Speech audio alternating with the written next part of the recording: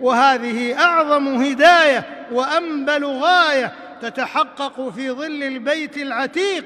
فالحج عبادة شرعية وأحكام مرعية وقيم حضارية، ليس مكانا للمظاهرات أو المسيرات والتجمعات أو المناظرات والمساجلات أو الجدال والملاسنات. لا مجال فيه للشعارات السياسية أو الدعايات الحزبية والمذهبية والطائفية، بل فيه سمو عن كل مبدأ يخالف نهج الكتاب والسنة ومنهج سلف هذه الأمة. واعتصموا بحبل الله جميعا ولا تفرقوا.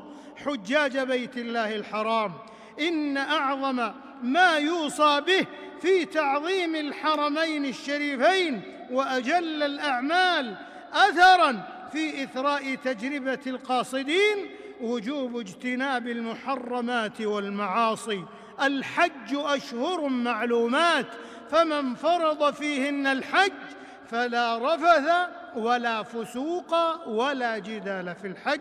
فاحرص أخي الحاج الكريم أن تكون نقي الألفاظ غضيض الألحاظ، آطرا نفسك على القربات والطاعات، صائنا قلبك عن الهوى والهفوات. ولتحرص على عدم إيقاع الأذى بإخوانك المؤمنين في الزحام والتدافع، والذين يؤذون المؤمنين والمؤمنات بغير ما اكتسبوا فقد احتملوا بهتانا وإثما مبينا.